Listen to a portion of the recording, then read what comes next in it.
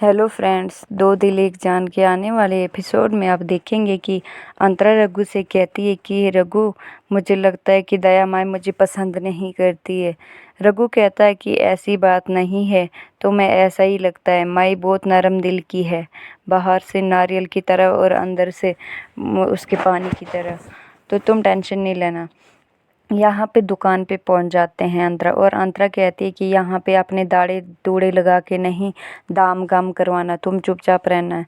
रघु कहता है कि ठीक है, मैं बात भी नहीं करूँगा। तो यहाँ देखते हैं कि जो दुकानदार होते हैं वो रघु को पहचान लेते हैं और कहते हैं कि रघु भाई, आप क्या लाऊं, मंगवाऊँ आपके लिए, ठंडा या चाय? तो रघु कहता है कि चाय। तो यहाँ पे अंतरा से कहता है कि पहले कहना था ना कि तुम इधर आ रही हो, तो मैं बुर्का पहन के आता। तो अंतरा चुपचाप रहती है और कहती है कि चुप रहो अब। फिर वो कपड़े देखने लगती है। यहाँ पे दुकान पे एक अंकल होते हैं और वो कहते हैं अंतरा से कि बेटा, ये सूट आप हमें ट्राई करके दो, क्योंकि हमारी बेटी की शादी गांव में है, हम दूर से आए हैं, तो आप अगर ट्राई करोगी तो हमें साइज़ का पता चल जाएगा। तो अंतरा कहती कि ज़रूर मैं ट्राई करती, लेकिन ये जो है ना मेरे साथ, इनको थोड़ी जल्दी है। तो रघु कहता है मुझे कोई जल्दी नहीं है, जाओ, क्यों नहीं हेल्प कर रही हो, जाओ ना, करो ना ट्राई। तो अंतरा जा रही कहती है कि मैं जा रही हूँ, ठीक है। यहाँ वेट करता है रघु अंतरा का, और अंतरा वो सूट पहन के आती है तो रघु देखता ही रह जाता है और कहता है कि बहुत खूबसूरत लग रही हो इस सूट में, तो हो सकता है कि तुम भी ऐसा ही लेना। तो अंतरा कहती है कि ये सूट दुल्हन का होता है और ये दूल्हा ही लेके आएगा मेरा। तो यहाँ देखते हैं कि वो अंकल आंटी कहते हैं कि अंतरा, तुम तो बहुत खूबसूरत लग रही हो, अगर तुम्हारा दूल्हा यहाँ होता तो तुम्हें मंडप तक अभी ले जाता।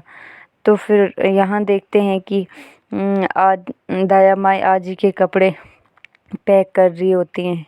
तभी आजी आती हैं और दया से कहती हैं कि दया, तुम मेरे कपड़े क्यों पैक कर रही हो?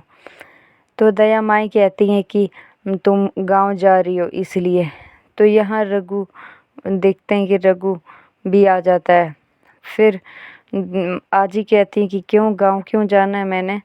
तो आजी दया माई कहती है कि यहाँ पे तुम्हारा ख्याल रखने के लिए कोई नहीं है, कौन रखेगा तुम्हारा ख्याल? और गांव जाओ, जब मेरा बेटा आएगा, आने वाला है, जब मेरा बेटा आएगा तो फिर मैं तुम्हें वापस बुला लूँगी। तो यहाँ फिर अंतरा और रघु घर पहुँचते हैं और रघु कहता है कि तुम टेंशन मत लेना। तो रघु अंतरा कहती है कि ठीक है, और रघु कहता है कि तुम मेरे बगैर मत टेंशन लेना। अंतरा कहती है कि मैं तुम्हारी वजह से ये सब कर रही हूँ, और कल तुम मेरे साथ ही रहना, क्योंकि तुम्हारी ही हेल्प से मैं कुछ कर पाऊँगी, वरना मैं अकेली पड़ जाऊँगी। तो रघु कहता है कि ऐसी कोई बात नहीं है, तुम्हें पता है रघुनाथ जो वादा करता है वो पूरा भी करता है, तो तुम मेरे बिना अकेली हो ही नहीं सकती। तो अंतरा खुश हो जाती है। आजी को ये बात पता लगती है कि गांव जाने की, और आजी बहुत दुखी हो जाते हैं। तभी देखते हैं कि रघु भी घर पहुंचता है और आजी से कहता है कि आजी, तुम कहाँ जा रही हो ये सामान पैक करके? तो दया माई कहती है कि आजी को मैंने गांव भेजा है। तो रघु कहता है कि क्यों जा रही आजी गांव? क्योंकि तो दया माई कहती है तुम मेरे हर फैसले पे बात उठाते हो, पहले नहीं उठाते थे, क्या बात है? तुम्हें क्या मेरे फैसले पसंद नहीं आते?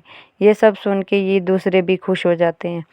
रघु कहता है कि नहीं आजी, ऐसी बात नहीं है, मेरे कहने का मतलब था कि यहाँ पे शहर में बड़े बड़े डॉक्टर हैं और गांव में ये सब नहीं हो पाएगा, क्योंकि आजी की यहाँ पे इलाज चल रहा है, तो वहाँ गांव में कैसे क्या करेंगे?